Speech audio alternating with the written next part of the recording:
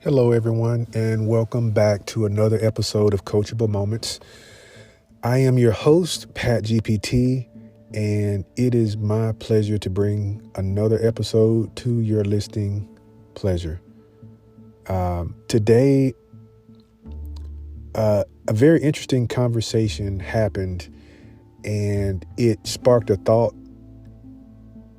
Out of that conversation came a really good question that was posed to me, and I want to share some of those details of of that conversation with you all, in the hopes that it may be of value to you. Maybe not today, maybe not tomorrow, but you may know someone that you can share it with, that may be going through some things that may just need a word of encouragement to help them get through their situation. In this conversation, a friend of mine was telling me about a family member that he had lost recently to suicide.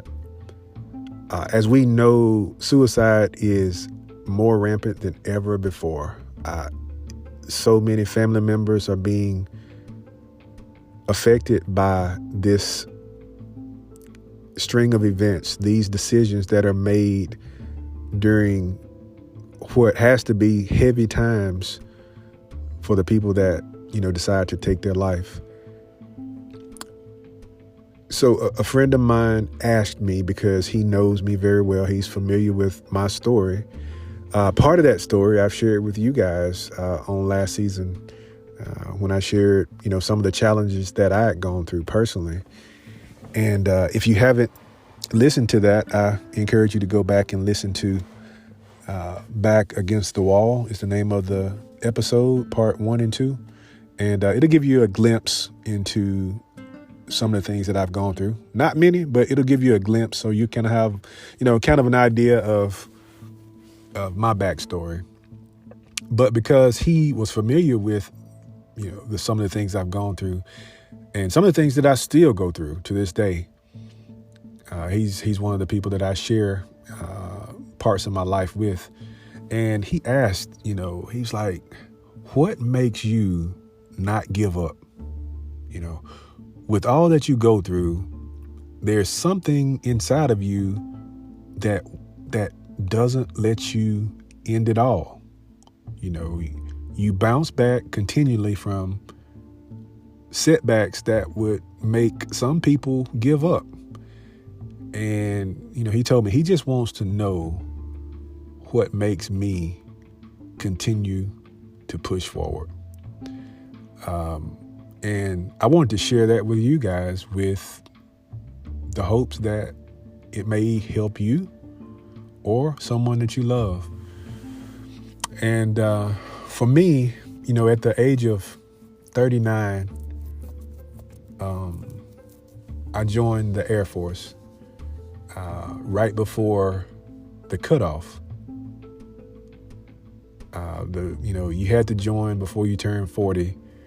At that point, I think the age limit is 42 now. So for those of you that still have an interest, you still can do it up to age 42, if I'm not mistaken.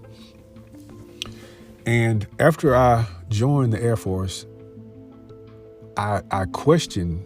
I remember it like it's yesterday. I still have the video on my phone of me sitting at the airport, getting ready to fly out from Birmingham to San Antonio for boot camp.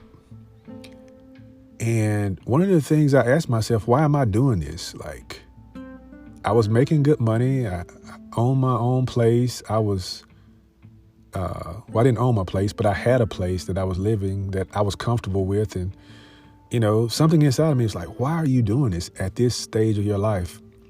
And at that time, I didn't know why I was doing it, but there was a purpose and a plan that was in place that was much greater than I could see. So one of the things that I gathered from that experience, we had to learn what's called the Airman's Creed. And this is the doctrine that pretty much governed every member of the Air Force that swore in, that took that oath of enlistment, this was the thing that we subscribed to every single morning at boot camp. We would say this, recite it. Throughout the day, we'd say it, memorize it. It became our creed. And at the end of the Airman's Creed, and you're free to Google it, at the end of it, it said, "And I will not fail." I won't tell you the whole thing. I'll leave that for your research. But it's a very interesting creed. But what I discovered in that process is that you have to believe in something and you have to subscribe to something. And one of the things that I discovered as a black man in America is that most families don't have a creed. They don't have what I view as a understood agreement with everyone that was a member of that family. And I started to research, and what I discovered is that, when we were brought to this country as slaves, we were stripped of a lot of traditions. We were stripped of our names. We were stripped of our religion. Everything that was important was pretty much taken from us and replaced with something else. And some of it was replaced. Some things were replaced with nothing. There were just gaps. And so as a group of people, we're operating in a society and a system that's highly organized. Yet we're missing some tools, some ingredients that will help us be better, but yet we were not provided with those things. If you look up some of our counterparts, they have family creeds that they subscribe to. Some of those creeds include agreements to not do wrong to family members or to not trespass against each other. If you're a member of the Jones family, it's an understood agreement that we don't borrow money from each other and we don't not repay our debts to our family members. That's just an example. I'm not saying that the Joneses have that. I just use that as an illustration that certain family groups have understood agreements that it's just the way it is. That's how they live their life if you're a part of that family. And when I joined that family of airmen, those military men and women that served that organization, you had to take on that system of beliefs, that system of operations that every other of the team members took on as well. And what that created was uniformity. If you see that and you're familiar with family members that served in the military, not only did they wear a uniform that was just like everybody else's in that particular branch of service, but they also had words, they had creeds, they had agreements that was uniform among all of the members of that branch. When you look at the black family, there is no uniformity. There's only individuality. And there's nothing that is synonymous throughout the entire group of your family, because we were not taught to create that. We were only taught to be cliquish. And those of us that had nice things, we hung together. And the ones that didn't have nice things, they kind of hung together. And we were taught to not like each other because we were not like each other, if that makes sense. So if we had those things in place to where we agreed that if your last name is Jones, then you are loved. You are a part of this group of other Joneses. And because you are one of us, the love is going to be equal, is going to be distributed, you're going to be respected simply because we are uniform. And when I thought about that on on a deeper level, I was like, I didn't know, I couldn't foresee my future to know that I was going to need to learn this lesson in order to build my family a better way than what my parents and their parents did. Having that understanding that we needed uniformity in order to have longevity is something that I learned at the age of 39. Now, I had glimpses and I had clues and pieces that being on the same page was needed, but I didn't know from the extent of having a creed or an agreement was necessary. It was kind of like an implied agreement, but it was nothing that was drafted, written on paper, hung in the hallway, that as a whole, as a collective, that we agreed to. And when I really dug into the creed, that last sentence that says, "I will not fail," is the thing that I provided to him that made me not give up. It was something that was always in me.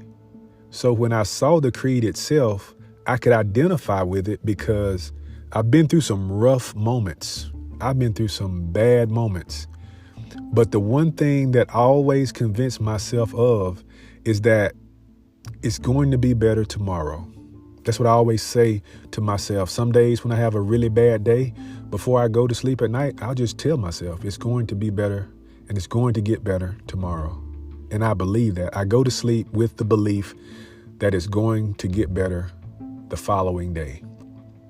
So that when I wake up, I'm hopeful. I'm looking forward to it. Now, some of you are already pessimistic in your thoughts and like, well, what if it doesn't get better tomorrow? What then? Well, what then is that you say it again and you wake up another day and you're still alive. Because you'll notice that a lot of the things that we deal with in life, whether it's good, bad, or indifferent, they're only temporary.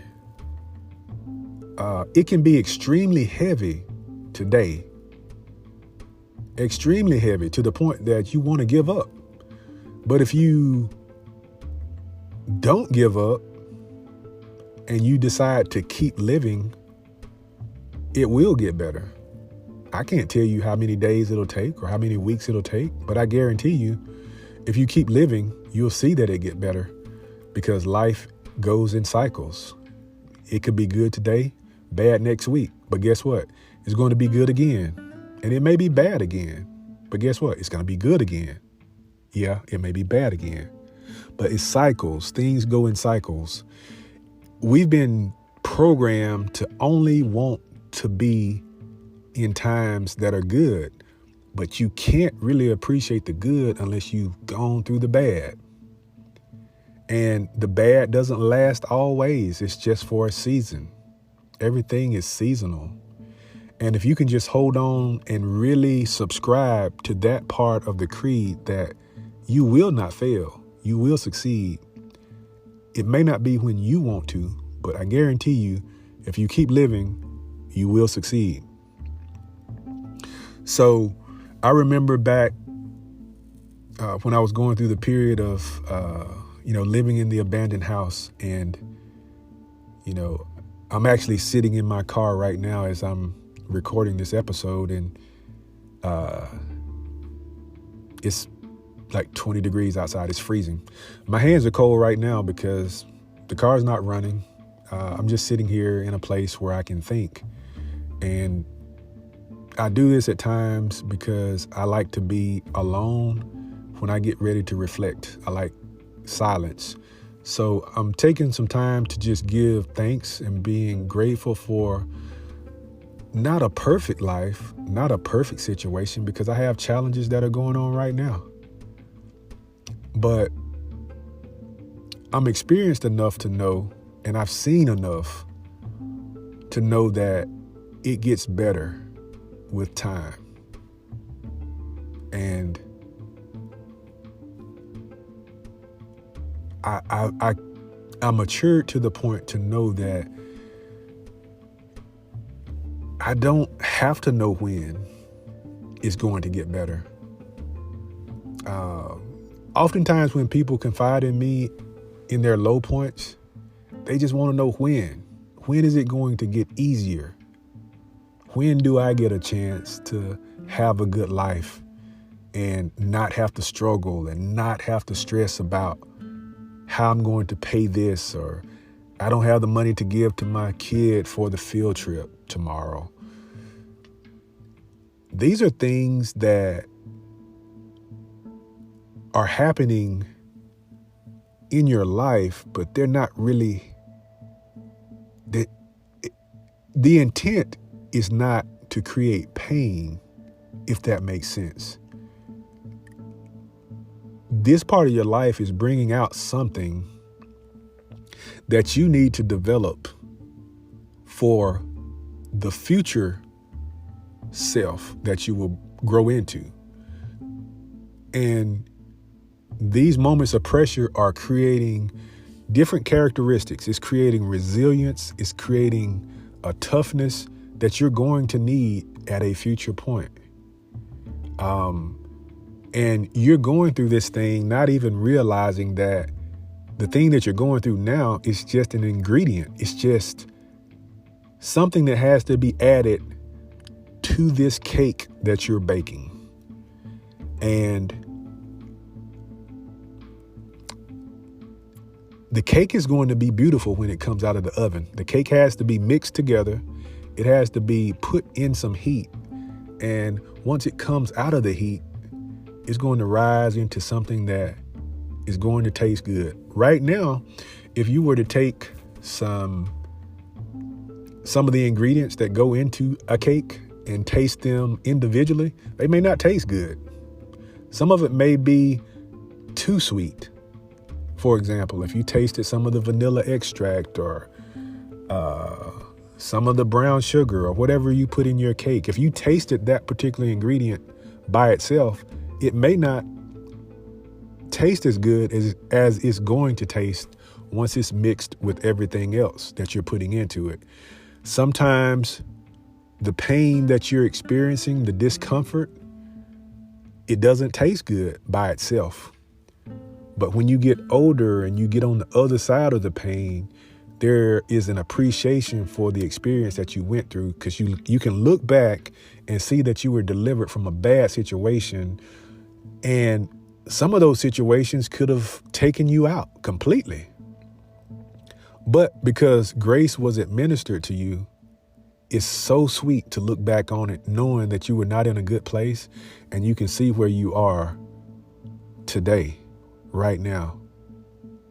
I know, looking back at living in a freezing cold house for almost 2 years, not having the resources that I'm used to, like running water, electricity.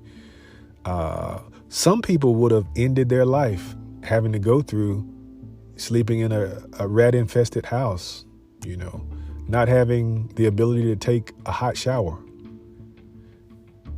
But for me, I look back on it and I really appreciate it, because in that moment, I was able to get so close spiritually to the person that controls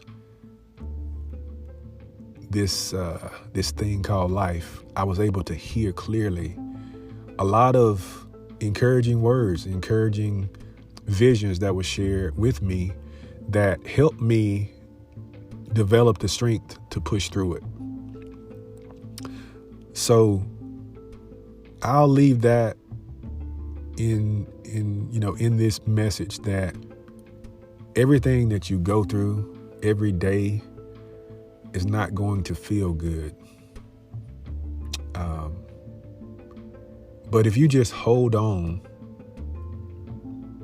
with the understanding and the belief and the commitment that tomorrow it will be easier. It will. Just hold on. And I would encourage you, if you don't have a family creed, if you don't have that thing that makes you unified, that makes you as a family unit, if you don't have the thing that makes you uniform, that thing that you all believe in and agree to, think about creating that during the holiday season when you're all together. I would challenge you to put things in that creed to the effect that we don't talk about each other behind each other's back.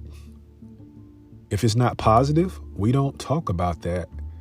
Or if we know a family member is going through something, instead of getting on the phone or the internet gossiping about it, we agree to pray for each other and to pray for that person, and putting those positive things in place that you agree to as a group, and then living up to it on an everyday basis is what is going to create a stronger family unit, a more uniform group of people that share a like mind or a likeness of belief. And so while you're sitting around opening your gifts, or even if you don't have the financial resources to open those gifts, there's a gift that you can create, and that's the gift of family. And that can be done simply by creating these creeds or these agreements that we're going to operate as a family unit in this way. And whatever those things are on your list, visit them regularly. We recited our creed every day. Put it somewhere that you have to see it every day. Make a magnet, stick it on the refrigerator, put it by the door as you walk out, put it on the front porch as you walk in the house. Let that be the thing that governs how your family unit operates. And continue to encourage each other. If you have a family member that is going through it, reach out to them, pray for them.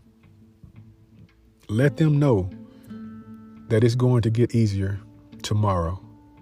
I love you guys. Be blessed and have a happy and healthy holiday season.